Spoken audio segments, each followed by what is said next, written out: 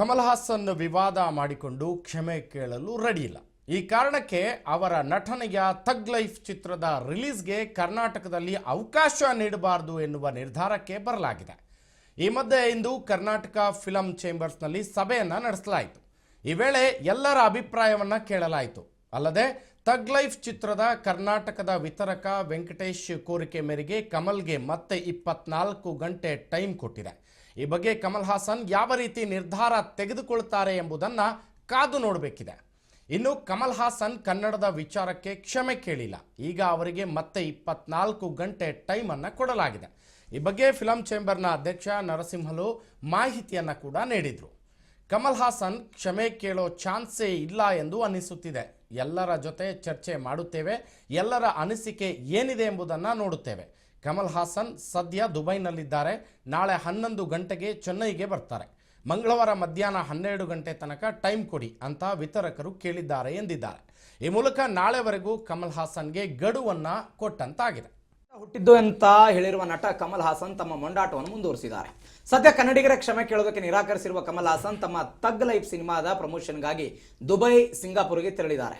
ಕಮಲ್ ಹಾಸನ್ ಅವರ ಥಗ್ life cinema ಬಿಡುಗಡೆ ವಿರೋಧಿಸಿ ಕನ್ನಡಿಗರು ಹೋರಾಟಕ್ಕೆ ಸಜ್ಜಾಗಿದ್ದಾರೆ. ಕನ್ನಡಿಗರ ಆಕ್ರೋಶಕ್ಕೆ ಸೊಪ್ಪು ಹಾಕದ ನಟ ಕಮಲ್ ಹಾಸನ್ ಅವರು ಇದೀಗ ಹೈಕೋರ್ಟ್ ಮೆಟ್ಲೇರಿದ್ದಾರೆ.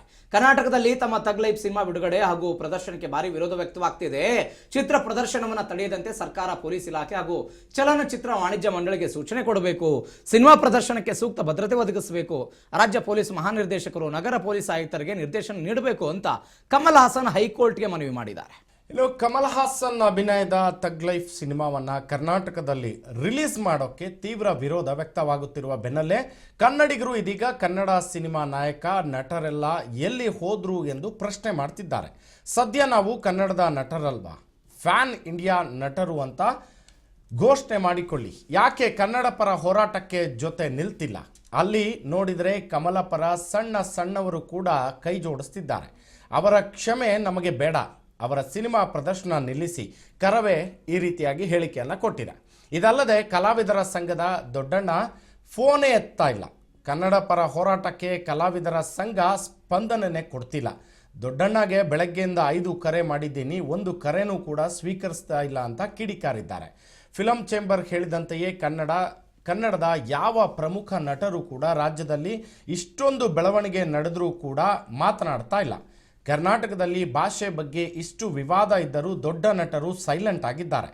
ಇದಲ್ಲದೆ ರಿಷಬ್ ಶೆಟ್ಟಿ, ಯಶ್, ಸುದೀಪ್, ದರ್ಶನ್ ಸೇರಿದಂತೆ ದೊಡ್ಡ ನಟರೆಲ್ಲ ಸೈಲೆಂಟ್ ಆಗಿದ್ದಾರೆ. ಭಾಷೆ, ನೆಲ, ಜಲ ಅಂತ ಬಂದಾಗ ಮುಂದೆ ನಿಲ್ಲಬೇಕಾಗಿದ್ದಂತಹ ನಟರೇ ಸೈಲೆಂಟ್ ಆಗಿಬಿಟ್ಟಿದ್ದಾರೆ. ಈ ಸಂಬಂಧವಾಗಿ ಫಿಲಂ ಚೇಂಬರ್ ಅಸಮಾಧಾನವನ್ನು ವ್ಯಕ್ತಪಡಿಸಿದೆ.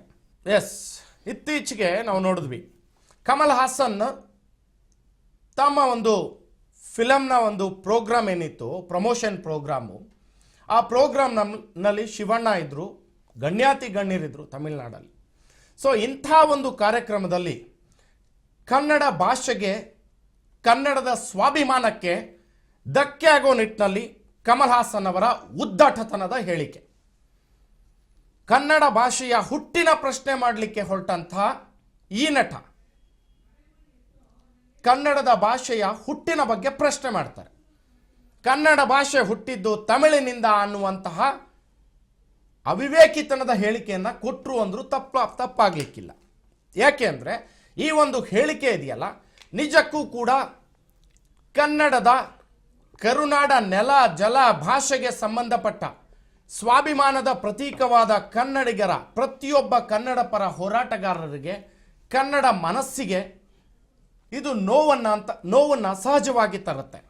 ಯಾಕೆ ಅಂದರೆ ಯಾವುದೇ ಒಂದು ರಾಜ್ಯದ ನೆಲ, ಜಲ, ಭಾಷೆ ಸಂಬಂಧಪಟ್ಟ ಹಾಗೆ ಅವರದೇ ಆದ ಭಾವನಾತ್ಮಕವಾದ ಸಂಬಂಧವನ್ನು ಹೊಂದಿರ್ತೀವಿ.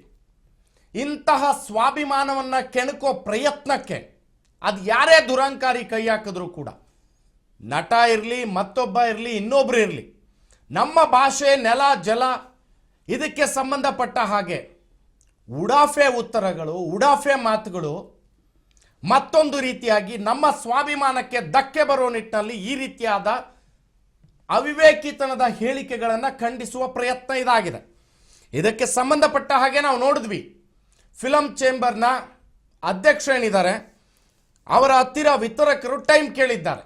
ನಾವು ಕಮಲ್ ಹಾಸನ್ ಅವ್ರ ಹತ್ರ ಮಾತನಾಡ್ತೀವಿ, ಕ್ಷಮೆ ಕೇಳಲಿಕ್ಕೆ ನಾವು ಅವ್ರ ಹತ್ರ ಮನವೊಲಿಸ್ತೀವಿ ಅಂತ. ಅಂಥದ್ದೇನಿದೆ ಅಂತ. ಯಾಕೆ ಅಂದರೆ ಈ ಹಿಂದೆ ಕೂಡ ಅವರಿಗೆ ನಿರ್ಮಾಪಕರ ಸಂಘದಿಂದ 24 ಗಂಟೆಗಳ ಗಡುವನ್ನು ಕೊಟ್ಟಿತ್ತು.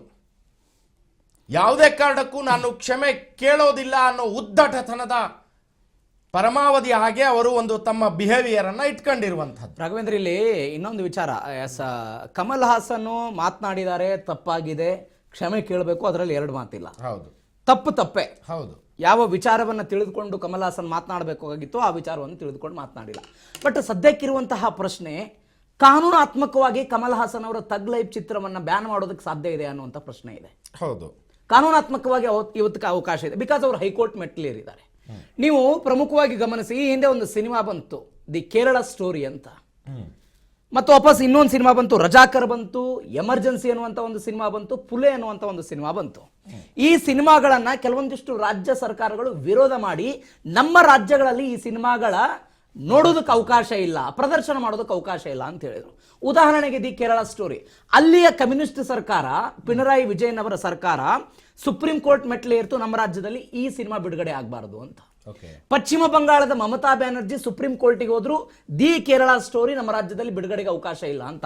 ಆದರೆ ದಿ ಕೇರಳ ಸ್ಟೋರಿಯ ಪ್ರೊಡ್ಯೂಸರ್ಗಳು, ಆ ಚಿತ್ರತಂಡ ಸುಪ್ರೀಂ ಕೋರ್ಟ್ನಲ್ಲಿ ಹೋಗಿ ವಾದವನ್ನ ಮಾಡಿ ಅವರು ಅದು ಪ್ರದರ್ಶನ ಆಗುವಂತೆ ನೋಡಿಕೊಂಡ್ರು. ಬಿಕಾಸ್ ನಾನು ಹೇಳ್ತಾ ಇರುವಂಥ ಪ್ರಶ್ನೆ, ನಿಜವಾಗಿಯೂ ತಗ್ ಲೈಫ್ ಅನ್ನುವಂಥ ಸಿನಿಮಾ ಬಿಡುಗಡೆ ಆಗದಂತೆ ಕಾನೂನಾತ್ಮಕವಾಗಿ ಹೋರಾಟ ಮಾಡೋದಕ್ಕೆ ಸಾಧ್ಯ ಇಲ್ಲ.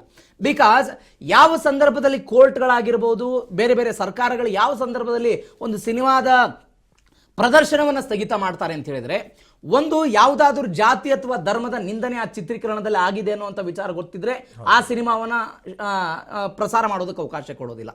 ಯಾರದಾದ್ರೂ ಜನರ ಭಾವನೆಗಳಿಗೆ ಧಕ್ಕೆ ಆಗಿದೆ ಅನ್ನುವಂಥ ವಿಚಾರ ಏನಾದರೂ ಬಂದರೆ ಅಲ್ಲಿ ಸರ್ಕಾರಗಳು ಅದನ್ನು ಪ್ರದರ್ಶನ ಮಾಡೋದಕ್ಕೆ ಅವಕಾಶವನ್ನು ಮಾಡಿಕೊಡೋದಿಲ್ಲ.